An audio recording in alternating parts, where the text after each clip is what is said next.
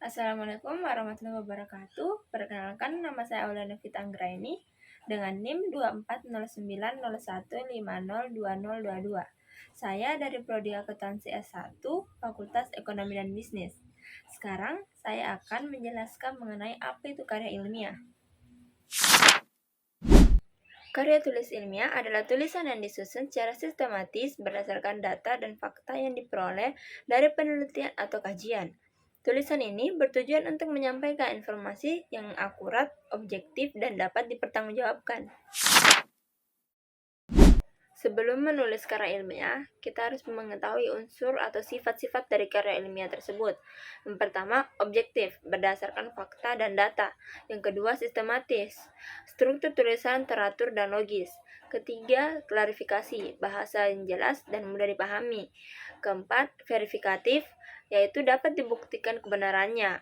Yang kelima, originalitas, ide atau temuan yang baru. Selain dari itu, karya tulis ilmiah juga harus menggunakan bahasa baku yang jelas dan dapat dimengerti. Karya tulis ilmiah juga memiliki beberapa jenis. Yang pertama, artikel ilmiah. Karya tulis ini berisi hasil penelitian atau kajian singkat namun mendalam pada topik spesifik, bertujuan untuk menyebarkan hasil penelitian kepada komunitas ilmiah. Yang kedua, ada makalah. Karya tulis yang menyajikan hasil kajian atau penelitian terhadap suatu permasalahan bertujuan untuk menyampaikan informasi, gagasan, atau hasil penelitian. Kemudian ada skripsi, karya tulis ilmiah yang disusun oleh mahasiswa sebagai syarat untuk memperoleh gelar sarjana, bertujuan untuk membuktikan kemampuan mahasiswa dalam melakukan penelitian secara mandiri. Ada juga tesis, karya tulis ilmiah yang disusun oleh mahasiswa pasca sarjana sebagai syarat untuk memperoleh gelar magister, bertujuan untuk mengembangkan pengetahuan baru di bidang studi tertentu. Ada juga disertasi, karya tulis ilmiah yang disusun oleh mahasiswa program dokter sebagai syarat untuk memperoleh gelar dokter, bertujuan untuk menciptakan pengetahuan baru yang original dan bermanfaat bagi masyarakat. Ada juga laporan penelitian, dokumen yang menyajikan hasil penelitian secara lengkap dan detail, bertujuan untuk mendokumentasikan hasil penelitian untuk referensi di masa mendatang. Kemudian yang terakhir ada paper, karya tulis ilmiah yang lebih singkat dibandingkan artikel ilmiah, bertujuan untuk menyampaikan ide-ide baru atau hasil penelitian awal.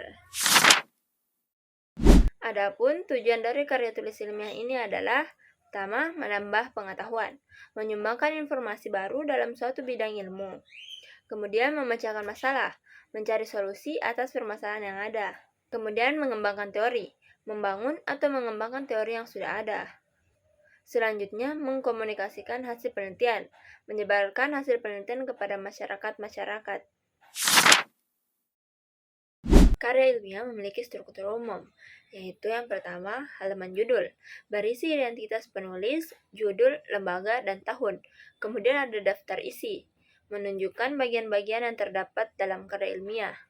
Lalu ada abstrak, ringkasan singkat mengenai seluruh isi karya ilmiah.